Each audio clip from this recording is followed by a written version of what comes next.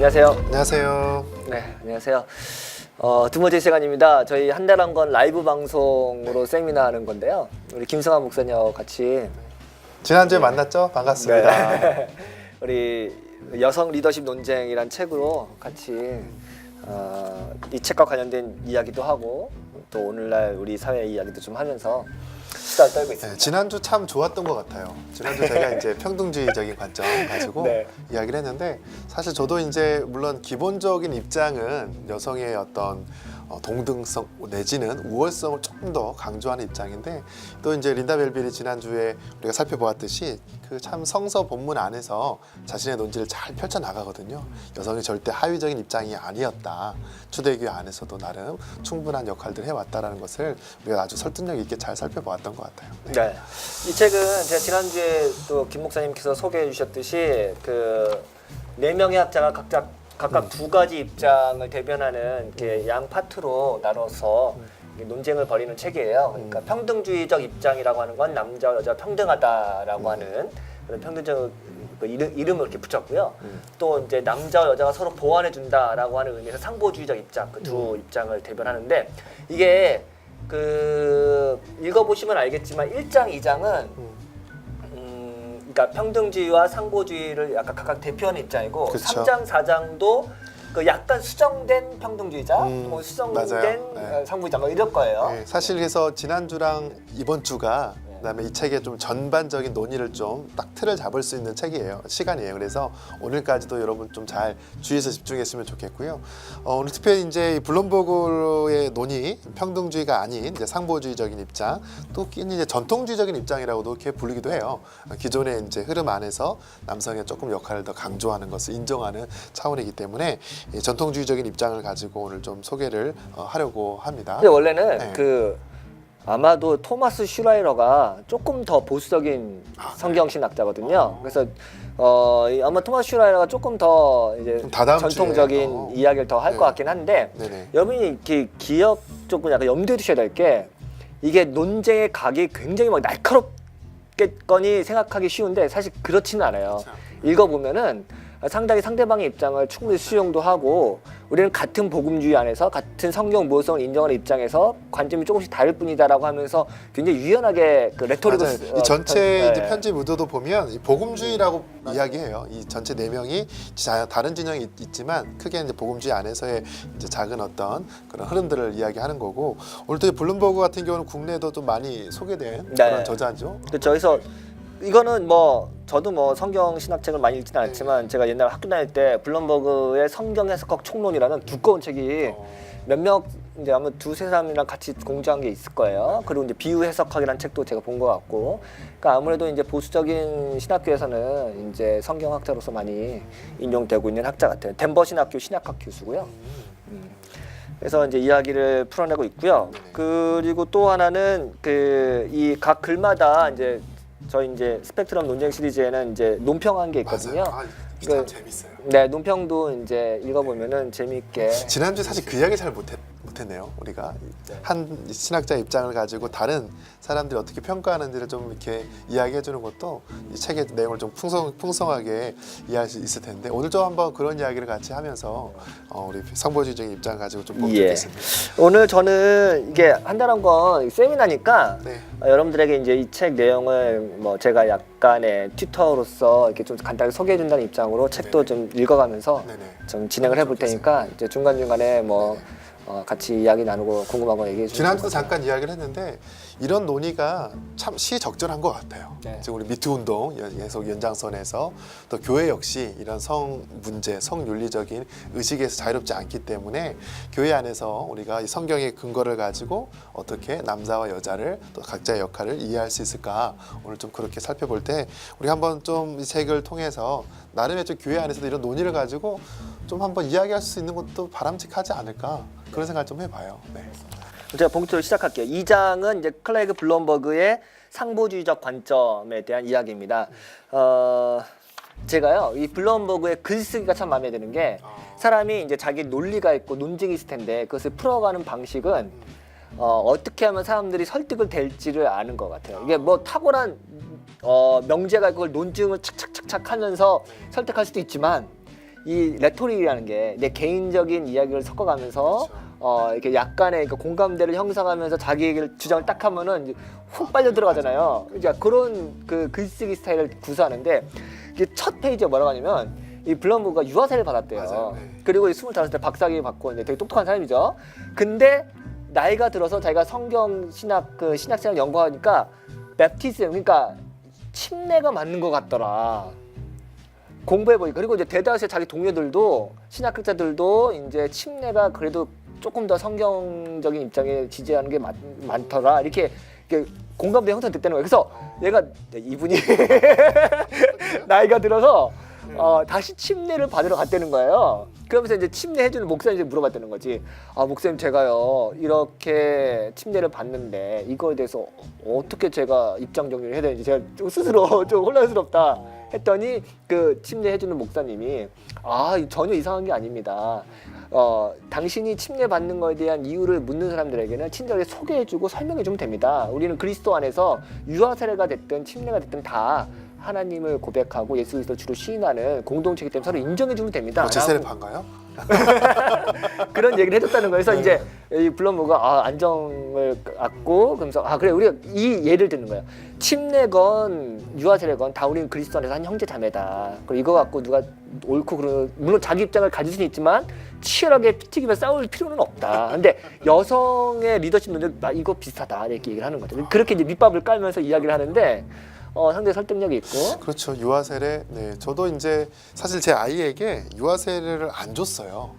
대부분 이제 목회자 자녀들은 이제 유아세례를 당연하게 이렇게 받게 하는데 저는 일부러 안 했어요. 왜냐하면 제가 당시에 또 요도에게 또 심취했었던 것도 있고 이렇게 보면은 이제 유아세례 여러 가지 근거 중에 하나가 구약의 할례 전통으로 보기도 하더라고요. 그래서 그게 우리가 이제 율법주의적인 입장에 자유롭기 때문에 그런 부분도 있고 또 하나는 제 세례파 입장과 같이 뭐 이제 유아세례가 어떤 개인의 믿음과 신앙이라기보다는 국가의 정치라든지 어떤 그런 종교기관과 권력과의 어떤 친밀한 관계 안에서 마치 그냥 시민으로서의 어떤 한 인증받는 절차이기 때문에 그건 이제 교회 신앙생활은 무관하다. 저는 이제 그렇게 해석을 해왔고 그런 신념을 가지고 있지만 사실 또 성도들에게는 권유를 당연히 할 수밖에 없죠.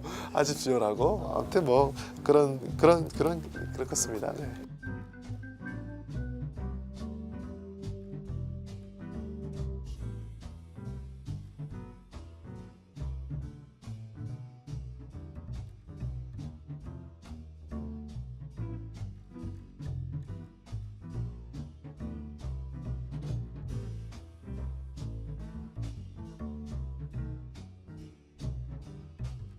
여러분 아마 가지고 계신 책 166페이지 정도 될 텐데 이 블룸버그가 말하려고 하는 그런 이제 신학의 논지의 어떤 쟁점들이 있으면 좀 소개를 좀 해주시죠.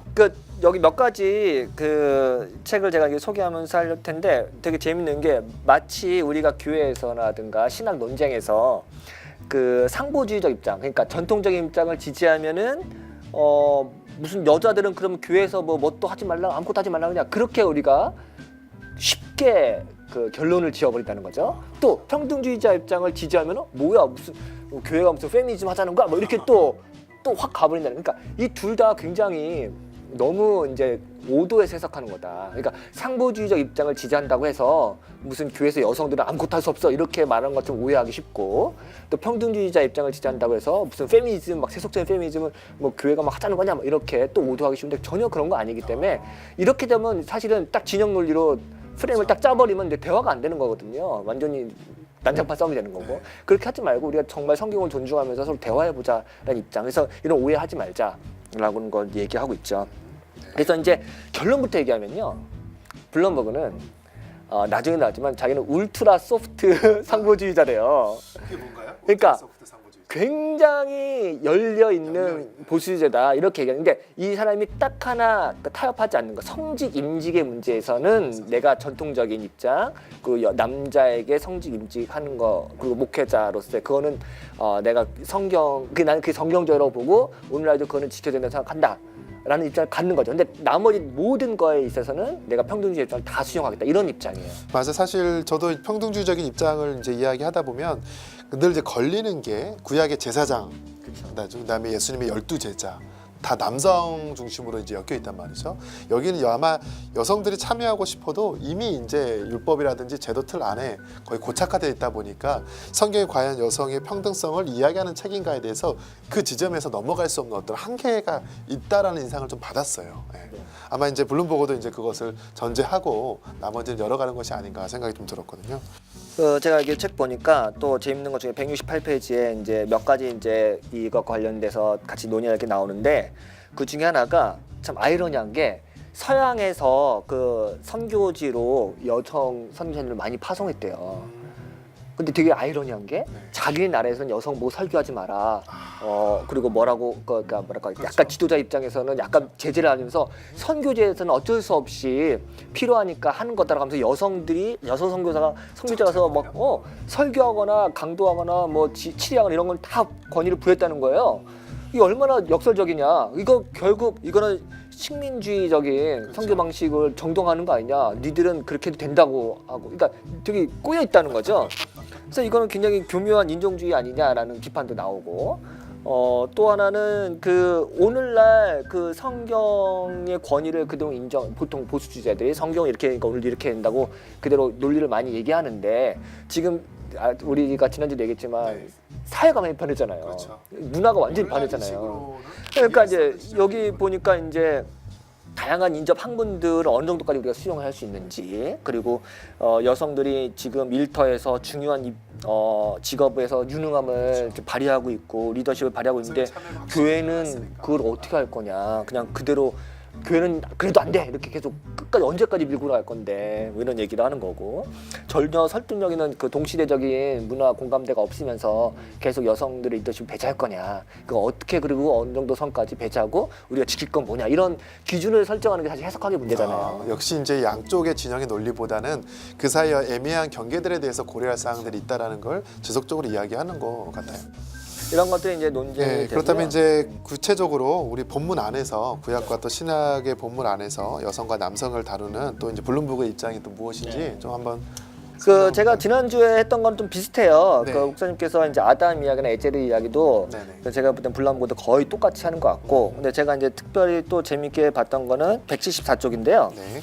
거기에 보니까 창세기 3장에 대한 이야기가 나오고, 여기서 그 남자가 여자를 다스린다, 뭐 남자 여자의 머리 된다 이런 그렇죠. 표현들에 대해서 어떻게 이야기를 하냐면은, 그러니까 그 욕망이라는 것들이 그 이미 이들이 타락하기 이전에 욕망이 있었다. 그 욕망이란 건 뭐냐? 서로를 필요로 하는 것, 부족한 걸 채워주는 게 욕망이란 거죠.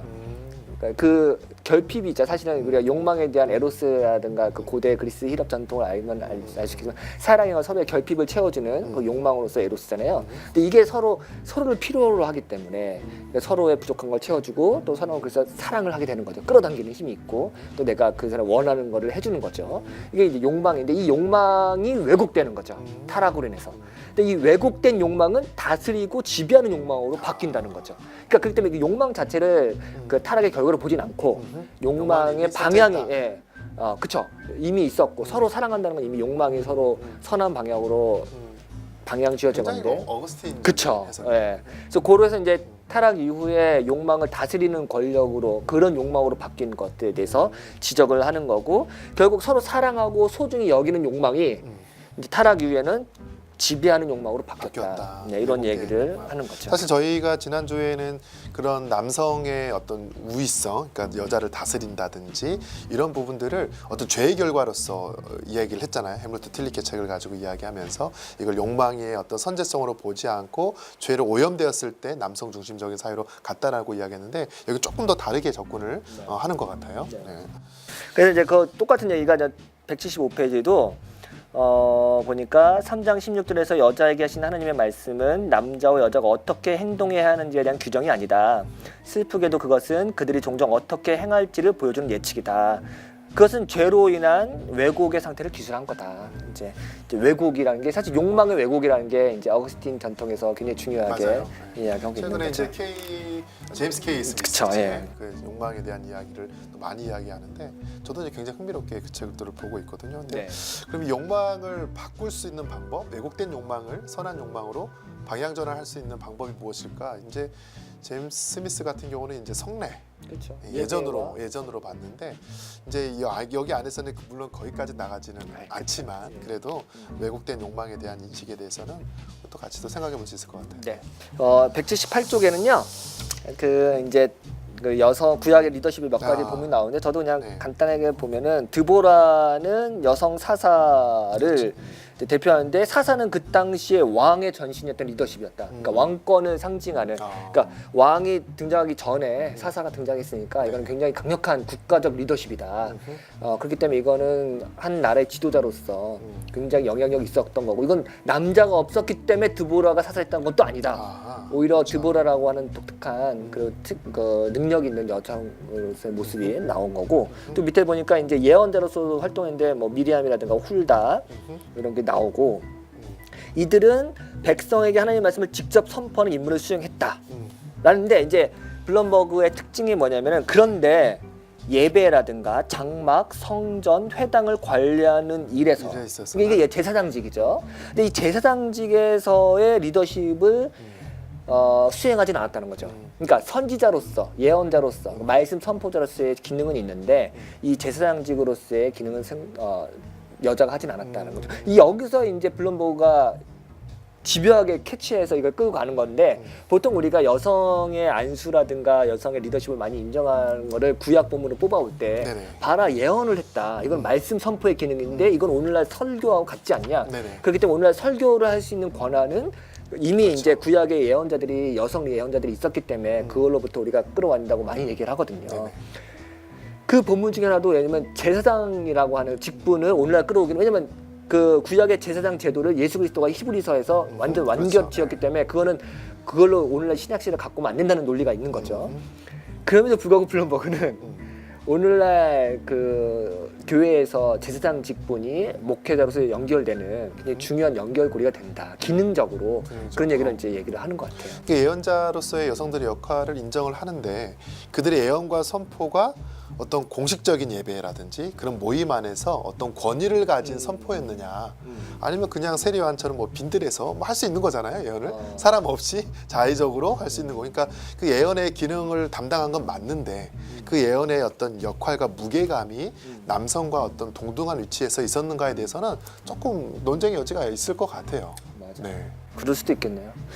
그리고 이후에도 쭉 이제 구약 성경의 지혜로운 여인에 대한 그 잠언의 이야기도 좀 나오고 여러 가지 나오는데 그 182쪽에 보니까요. 일단은 구약 성경에서 여성의 지위가 그 당대 고대 근동 문화에 비춰보면 정말 파격적이었다. 이런 얘기를 많이 해요. 고대 히브리 이스라엘 전통에서는 여성이 정말 큰 역할을 많이 했다 이야기하고 뭐 여기 흔히 나오지만 히브리 성경은 한결같이 여성을 남성 못지않게 하나님의 형상으로 창조된 완전한 인격으로 서술한다 뭐 이런 거라든가 그래서 이제 중간에 보니까 구약의 제사장은 이스라엘의 예언자나 사사보다는 오늘날의 목사 장로에 더 가까운 상대자다라고 이렇게 그러니까 성직 임명의 가능성을 열어두는 거잖아요. 물론 이제 기능적인 역할에 있어서 제한이 있지만 그러나 그럼에도 불구하고 오늘날 목회자와 같은 역할들을 그러니까 제사장직에서 추출하는 거예요. 예언자에서 추출한 게 아니라. 그래서 이게 블럼버그의 어떤 특징 같아요. 이게 전통적인 입장에서. 그렇군요. 예언자가 아닌 제사장 연결선상에서 제사장에는 여자가 없었으니까. 그러니까요. 그래서 그렇게 하는 것 같고요. 네. 그다음에 신약으로 가볼까요? 또 신약의 본문 안에서 또 여성에 대한 또 이야기들을 어떻게 이야기하고 있는지. 일단 린다 벨빌하고 비슷하게 187쪽입니다. 네. 똑같이 그 공간복음서라든가 또 신약 특히 공간복음서에는 굉장히 이제 충격적인 이야기들 예수님과 뭐 수로보게냐 여인이라든가 혹은 뭐 아까 말했던 마리아의 이야기라든가 이런 것들이 충격적인 굉장히 많기 때문에 이거는 사실은 여권 신장을 주장하는 사람들에게는 가장 정말 좋은 본문이 예수와 여성에 관련된 테마들은 이거는 뭐 굉장히 좋은 메시지가 많이 있는데 제가 시간 잠깐 얘기했듯이 192페이지 보면은 제가 했던 얘기가 이거거든요.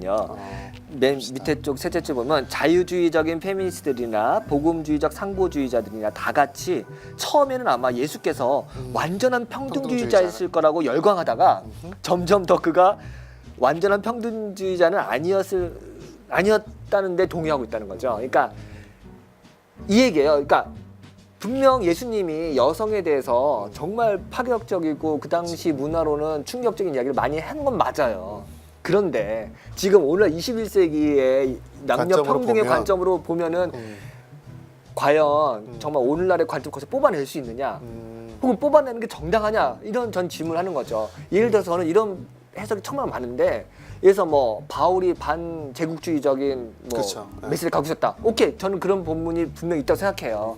근데 이것을 우리가 너무 과도하게 해서 바울을 정말 탈역사적으로 해석하는 건 아닌지, 혹은 예수 그리스도도 마찬가지인 거죠. 그리고 초대교회의 모든 역사들은 이거는 무슨 완전 우리가 유토피아적 환상을 갖다 다 덧씌워가지고 야 이거야말로 정말 우리가 이상적인 공동체 여기 있었어 라고 맞아요. 찾아보면 이거는 정말 성경이 정말 그렇지 않은데 우리가 그런 걸 보려고 하는 건 아닌지, 우리가 막 바울을 엄청난 반제국적 투사로 우리가 만들어 보려고 욕망은 아닌지, 혹은 예수님으로부터 우리가 온갖 그 완벽한 인간상을 찾으려고 하는 건 아닌지. 네, 맞아요. 그 너무 탄력사인 그 나중에 이제 논찬에 대한 부분, 논평에서도 이제 다른 학자들이 지적하는데, 어떤 성경의 한두 가지 사건과 어떤 이슈를 가지고 너무 그걸 보편적으로 일반화시키는 거에 대한 오류를 분명히 인정을 하고 있거든요. 네. 그러니까 그 당시 어떤 그 교회의 특수한 상황이 있을 수 있을 것이고, 그 지역의 상황이 있을 수 있을 것이고, 그것이 이제 여러 본문에서 동일한 패턴으로 나온다면 그것을 하나의 진실과 같은 사실로 인정해야 되는 게 맞지만, 그것을 너무 성급하게 한두 가지 견해를 너무 이렇게 보편화시킨다는 거에 대한 분명히 약점들이 있어요. 그러니까 그런 부분에서 이런 보수주의자들이 진보주의자나 자유주의자들에 대해서 일침을 가는 거를 귀겨 드릴 필요도 있다고 생각해요. 예를 들어서 제가 얘기했지만 갈라디아서 3장 28절에 그리스도 안에서는 유대인이나 헬라인이나 종이나 자유주의자나 남자나 다 예수 그리스도 안에서 하나니라 라고 하는 유명한 본문, 자유의 대헌장 혹은 남녀평등과 모든 신분 계급을 타파하는 대부분 그렇게 설교할 인권 거예요. 선언이잖아요. 그러니까 이거는 뭐 정말 갖다 쓰기 좋은 본문이거든요. 모든 어떤 그 계급을 철폐하는 혁명운동에서. 근데 이제 블룸버그가 뭐라고 하냐면, 야 이거 너무 다 갖다 쓴다. 이걸 너무 과하게 해석하거나 이걸 너무 작게 해석하는 오류가 너무 많다. 그래서 우리가 정말 이 본문을 갖고 오늘날 우리가 이루고자 하는 이상적인 공동체주의라든가 이상적인 유토피아 모습을 다 투영하는 거 아니냐. 맞아요. 실제로 초대교회가 그랬냐.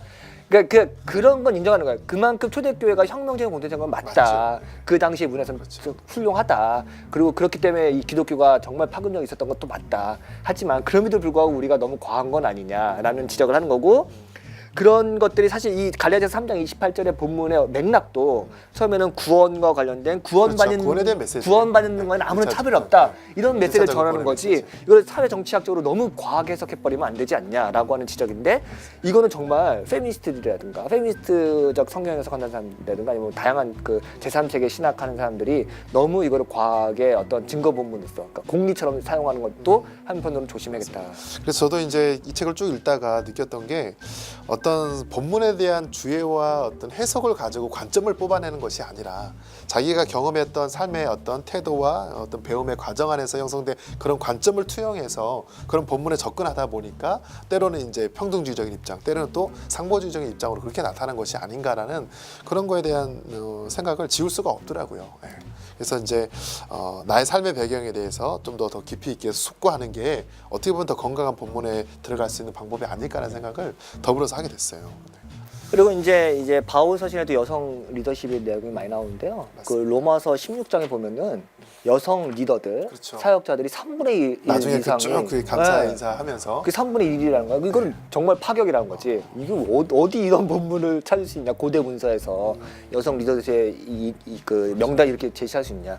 하고 또 하나 이제 중요한 게 사실은 이제 안수 문제인데 그러니까 196쪽에 보니까 그 로마서에서 바울은 베베를 디아코노스라고 집사라고 우리가 예. 알고 있죠, 여자. 근데 집사. 이게 이제 오늘날로 말하면 장로라든가 감독에 준하는 그러니까 안수 집사죠.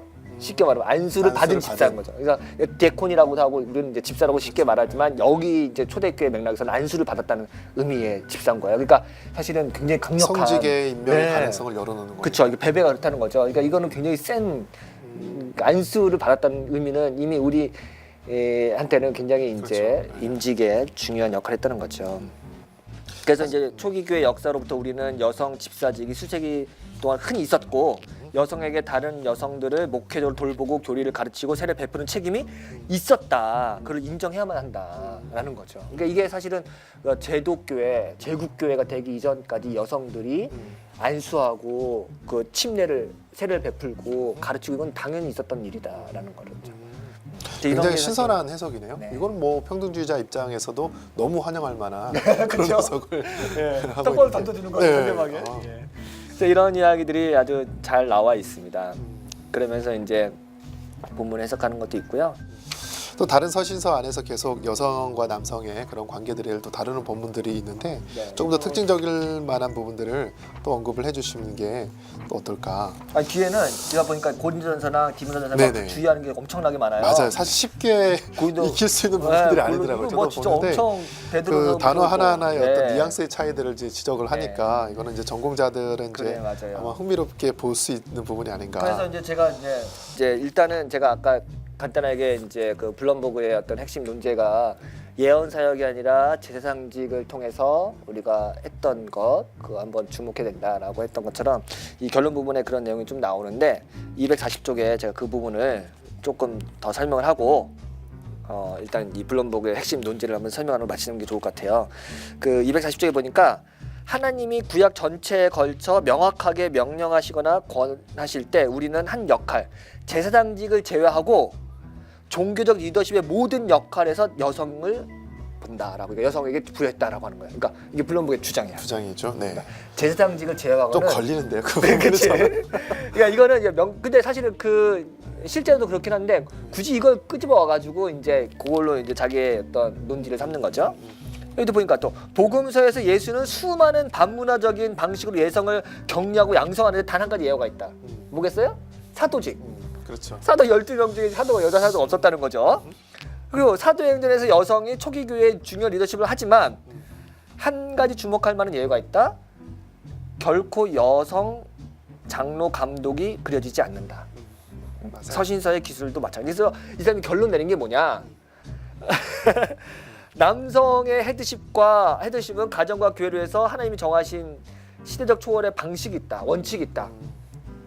그러니까 그거는 우리가 존중해 주자. 결국 목사는 안 된다는 거네. 다 되는데 목사는 안 된다. 네, 쉽게 정리하자면 예, 그러니까 다 되는데 네. 다 하고 다 하자. 근데 목사는 좀 그렇다. 음. 근데 그거는 우리가 성경의 원칙 같다라고 잡는 거예요. 깔끔하네. 근데 이제 저는 이제 평등주의 관점에서 이제 계속 이 책을 바라보고 있으니까 물론 이제 아마 그 린다 벨빌 지난주 살펴봤던 그 입장에서도 어느 정도 수긍은 해요. 왜냐하면 제사장직에 대한 부분에서 여성의 언급이 진짜 없는 게 맞으니까. 또 이제 사도에 대해서도 이제 유니아가 약간 독특한 케이스긴 합니다만 사도 안에서도 여성의 이름이 언급되지 않은 거에 대해서 분명히 인정을 하긴 하는데, 그렇다고 해서 이제 오늘날 시대적 상황과 이제 맞추어서 봤을 때 그게 얼마나 이제 설득력 있게 우리한테 다가올 수 있을까? 그러니까 거기에 대해서 여기도 분명히 한계 지점들이 있다고 봐요. 그 블럼버그가 말하면 선포나 가르침이나 전도나 은사, 목회 다 가능하다, 여자도. 근데 직분은 안 된다. 이렇게 나오거든, 결론이. 근데 참 우리 흔히 뭐 농담식으로 하는데 뭐 뭐는 된대 뭐는 안 된다 이런 식의 논리 있잖아요. 이제 그걸 그대로 쓰는 것 같아요. 그러니까 여성이 할 수 없는 건 없다. 다 할 수 있다. 다만 직분만 안 된다. 이렇게 해버리니까 약간 이게 좀, 그러니까 그래서 처음에도 블럼버그 얘기해요. 나는 양쪽에서 진영에서 다 공격받기 쉬울지도 모르겠다. 이렇게 얘기를 하는데 진짜 그런 것 같긴 해요. 그럴 거면 목사한테 주면 되지. 그러니까요. 근데 그 목사한테 주면 안 된다는 그 결론이 결국은 성경에 이런 자기가 증거, 그러니까 공유로 삼고 있는 본문에서 이러고 보니까 이건 그래도 지켜주자라는 어떤 논리일 텐데, 그건 역시도 사실은 뭐 사도란 직분도 오늘날 없어졌는데 뭐 물론 이제 시사도 운동화 아, 치는 물론 분들이 있긴 합니다만. 그건 이상한 거고.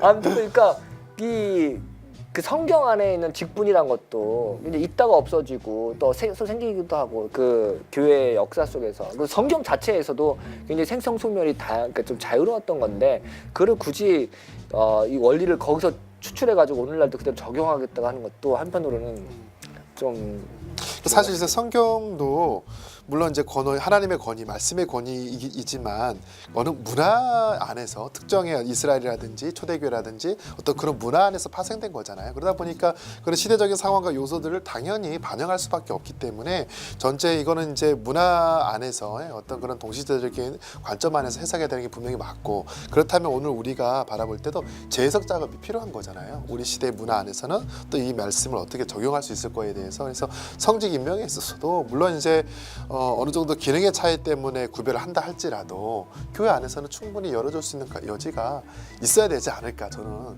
그렇게 봐요.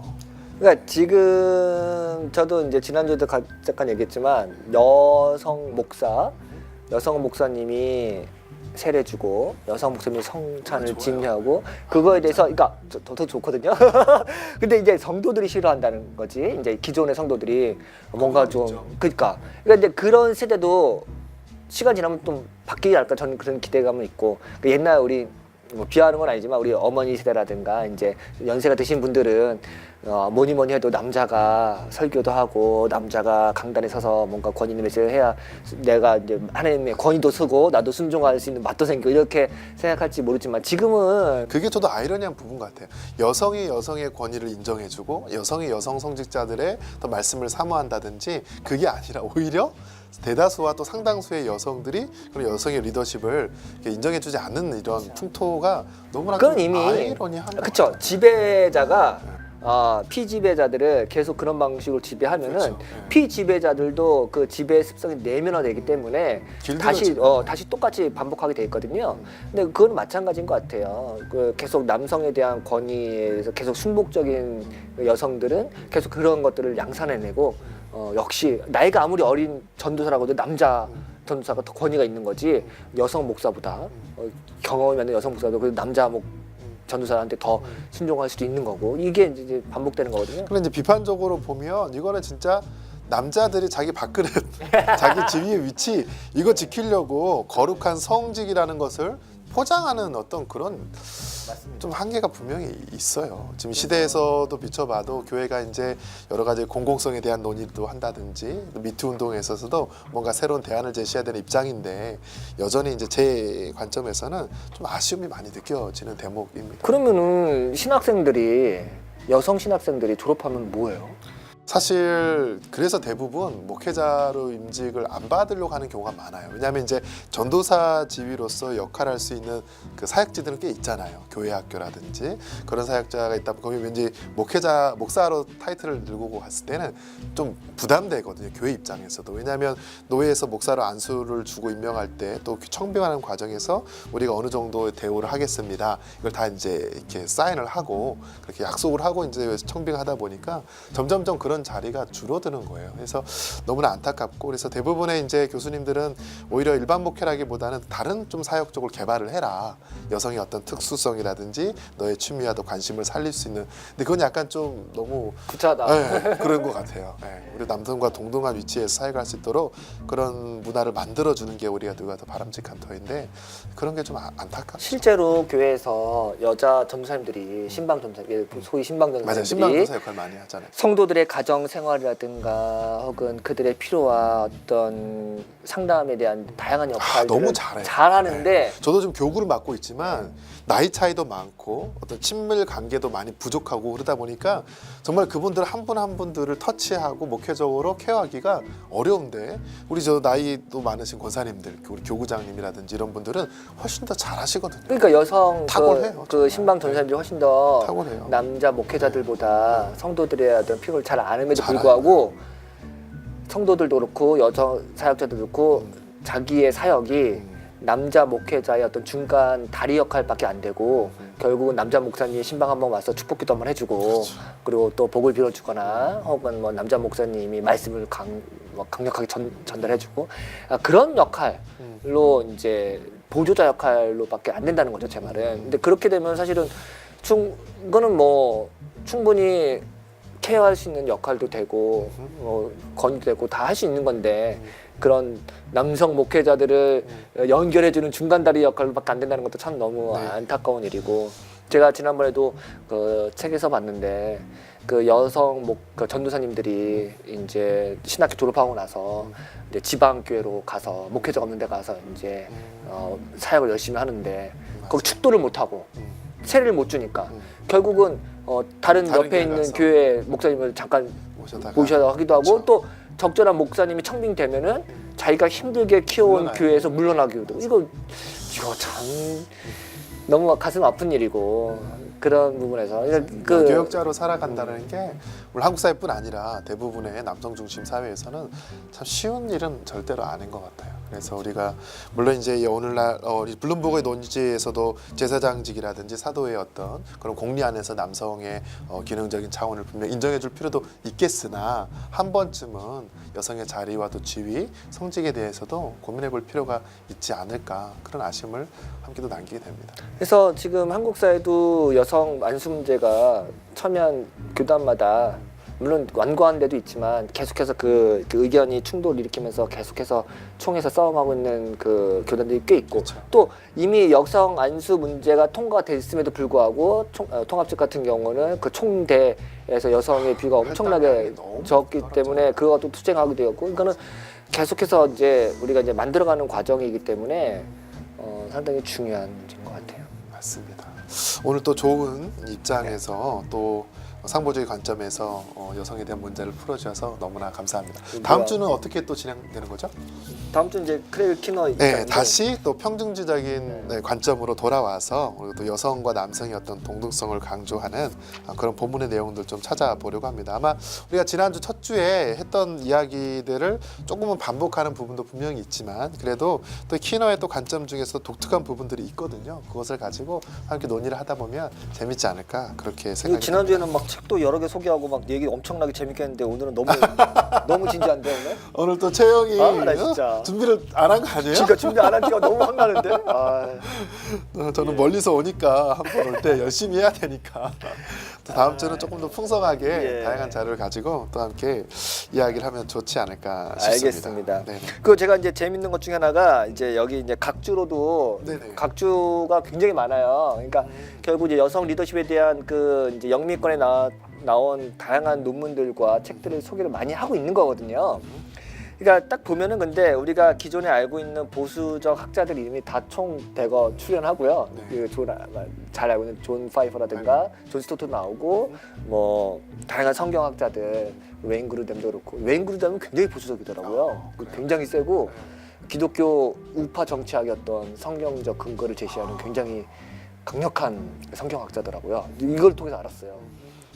그런데 그것뿐만이 아니라 뭐 굉장히 이제 익숙한 저도 존 파이퍼 얼마 전에도 여성은 이 교회에서 가르칠 수 없다. 그 인터뷰 전문이 이제 맞아. 소개되면서 굉장히 좀 실망했어요. 제가 뭐 이런 얘기까지 하긴 좀 그렇지만 제가 아주 친한 목사님이 너무 존 파이퍼를 좋아하고 설교 시간에 아주 자주 맞아요. 인용하면서 딱 이야기하는데 딱 여기 각주 딱 실린 거 보고 이건 뭐지? 그쵸? 그러니까 그 이제 존 메가더라든가 네. 그 존 파이퍼 다 존신이다. 전 시간 문제가 그래서 그런 분들의 논의가 일단은 그 굉장히 이제 보수적인 신학을 갖고 계시고 또 그런 부분에서 또 정치적으로나 다양한 진영 논리에서도 뭐 여지없이 그런 입장을 고수하고 지지하는 것 같고 또 그런 그 규합이 잘 똘똘 뭉쳐 잘 돼 있기 때문에 또 그 커뮤니티 그 진영이 견고한 것 같아요. 맞아요. 사실 그래서 완전히 전복은 불가능하지만 그냥 작은 돌 하나씩 던지는 마음으로 그렇죠. 그렇게 조금씩 그래서 이게 그 진영이라는 게 이게 무시 못하는 게 그래서 이게 여성의 그 지위 문제만 있는 게 아니라 사실은 백인 그 남성들에 대한 어떤 그 멘탈리티도 강하고 미국의 남부의 어떤 멘탈리티도 강하고 뭐 총기 소지 문제라든가 혹은 뭐 인종 차별 문제, 뭐 정치적인 우파 문제 이거 다 사실 정치 경제학적으로 엮여 있어가지고 이게 뭐 하나만 톡 그 주제만 뽑을 수 없고 그게 다 얽혀 있거든요. 그래서 이게 이제 하나의 어떤 벨트가 형성된 것 같고 그런 것들을 이제 사회과학적으로나 신학적으로 규명하는 것도 되게 재밌을 것 같고 의미 있는 일이라고 생각해요. 근데 오히려 저는 그런 점에서 이 블럼버그 같은 학자들이 그 사실은 흑백 논리만 있는 건 아니잖아요. 맞아요. 다양한 어떤 조합도 가능하고 다양한 그 변종들이 가능한 건데 그런 것들을 허용하는 한계 내에서 그냥 자기 입장만 고리타분하게 고수하는 게 아니라 서로 이제 논의하면서 물타기를 하는 거지. 저는 학자의 소명이 그런 걸 생각해요. 서로 아주 자기가 견고하다고 생각했던 그 가치관과 윤리관을 계속해서 균열을 내고 틈을 내서 아 그런 것만 있는 건 아니라고 계속 소개해주면서 물타기 하는 거. 맞습니다. 그래서 이제 학자가 약간 좀 박쥐 같기도 하고 좀 회색 분자 같기도 하지만 저는 그게 바로 학자의 소명이라고 맞아요. 생각하거든요. 자기가 아는 신학의 논리를 계속 강화하실 필요는 없어요. 그러면 학자로서 발전도 없고 신앙의 성장도 있을 수 없습니다. 그래서 다양한 다른 진영의 이야기를 접하면서 자기 거를 또 취할 건 취하고 버릴 건 버리면서 저는 그래서 오히려 전통적인 입장을 가진 사람이야말로 블럼버그의 글을 읽었다고 생각해요. 왜냐면 이 글을 읽으면 전통주의자가 이렇게까지 내가 알고 있던 그런 보수적인 그런 것만 하는 건 아니구나. 이 성경에 굉장히 다양한 보수 여성의 스펙트럼도 다양하다. 보수의 그 시야를 넓어줄 수 있는 거죠. 오히려 뭐 여성 지위 역할은 인정 안 하면 다른 건 다 허용된다. 것만 해도 사실은 굉장히 저는 많이 진일보한 거라고 생각해요. 전통적 입장에서. 그래서 이런 것들을 읽음으로써 여성에게도 그 다양한 그 지위와 성경적인 백그라운드가 있구나 거를 간접적으로 경험을 하면은 지금처럼 공격적인 보수주의자라든가 뭐 여성은 절대 안 되고 이런 입장을 가진 사람이 유연해 줄 수 있겠다. 맞습니다. 아무튼 오늘 또 좋은 또 책 설명과 소개 너무나 감사드리고요. 우리 다음 주도 또 기대를 하셔도 좋을 것 같아요. 다음 주 또 제가 진행을 할 건데 이제 평등주의적인 입장에서 또 다시 책을 한 번 더 살펴보도록 하겠습니다. 제가 저 하나의 건의는 네네. 선생님 우리 한번 우리가 너무 성경 모른다고 성경 얘기를 안 했는데 직접 성경 본문 여기 중요하게 다루는 몇몇 본문 있잖아요. 네네. 그거 하나 샘플로라도 그래요? 한 본문 한번 읽어보고 네네. 그 어떻게 해석하는지 아니면은 조금 뭐 얘기해도 좋을 것 같아요. 성서학자를 한 번을 모시고 와야 되나요? 거기까지는 아니더라도 네, 그럽시다. 그쵸. 그러면 그래서 그 그런 진영마다 것도 하나, 다양하니까 네, 본문을 이야기도 또 같이 하면 좋을 것 읽으면서 같아요. 이렇게 진행하는 걸로 그렇게 하시죠. 네, 목사님 너무 감사합니다. 아니에요. 저도 멀리서 오랜만에 또 이렇게 한 번씩 올라오면 참 이렇게 도전도 받고 또 시야도 넓어지는 것 같아서 또 감사하고 또 오늘 또 책 한 권 소개를 통해서 또 많은 또 시청자들과 만날 수도 있어서 너무나 감사한 것 같아요. 불러주셔서 감사합니다. 다음 주에 또 오도록 하겠습니다. 네, 완전히 방송용 멘트로서 진짜 다 그런 거잖아요. 너무 잘한다. 여러분 이 책 또 읽어보시고 다음 주 또 만나도록 해요. 네, 감사합니다. 감사합니다. 네.